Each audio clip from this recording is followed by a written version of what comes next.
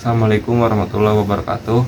Perkenalkan, nama saya Saiful Maulana dengan NIM 123506056. Jurusan saya Ilmu Perpustakaan dan Informasi Islam, Universitas UIN Sunan Gunung Jati, Bandung.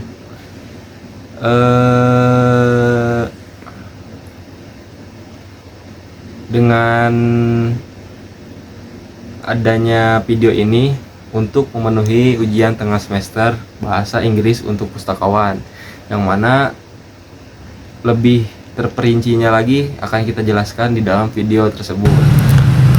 Oke, sekarang masuk ke dalam penjelasan yang mana saya ingin mengambil dari bab 3 ini dari bukunya Richard Rubin dari bab 3 tentang library, arsip, and museum.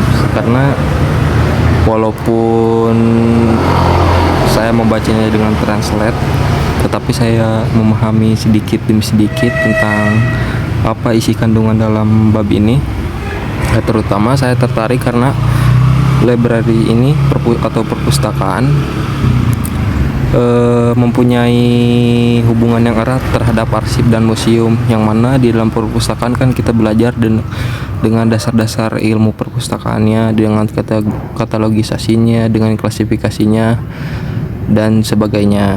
Nah, terkait arsip, kita juga mempelajari mengenai arsip tersebut, yang mana arsip ini kan bisa dibilang bersifat privat, yang mana bisa diabadikan, dan banyak juga macam-macam arsip tersebut. Yang seterusnya itu ada museum. Nah, museum ini sebenarnya termasuk juga ke dalam golongan dokumen, yang mana museum ini juga termasuk kita dipelajari bahwa kita itu harus mengabadikan sesuatu yang menjadi sejarah dan menjadi sarana pendidikan buat bagi masa yang akan datang lah.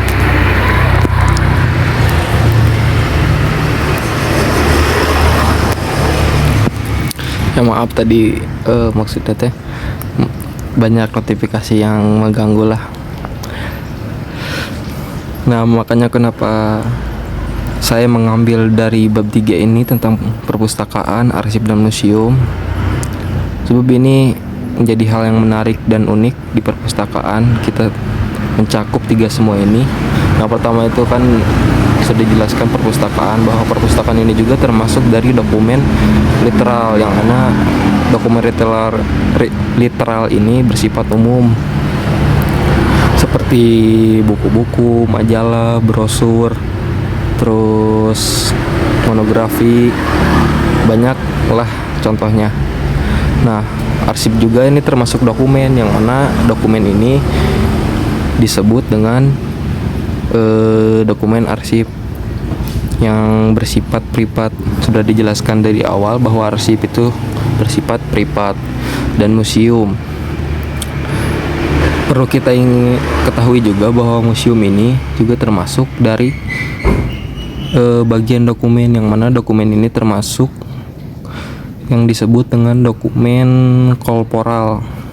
Seperti bisa dibilang dokumen korporal ini mencangkup bahan-bahan museum seperti prasasti, terus lukisan-lukisan, terus lagi patung-patung,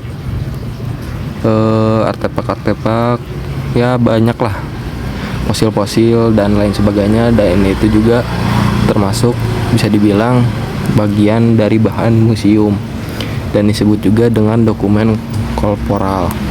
Ya, mungkin cukup segitu saja yang bisa saya sampaikan dari dalam tentang bab ketiga ini. Ya, kurang lebihnya seperti itu di bab ini mengenai tentang museum, arsip, tentang perpustakaan juga.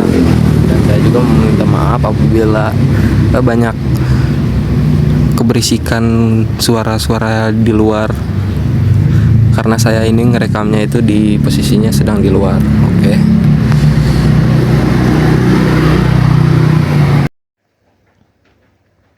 Ya, dicukupkan saja dari video penjelasan tersebut. Mohon maaf apabila ada kesalahan atau kekurangannya. Wallahul muwaffiq ila aqwamit thoriq. Wassalamualaikum warahmatullahi wabarakatuh.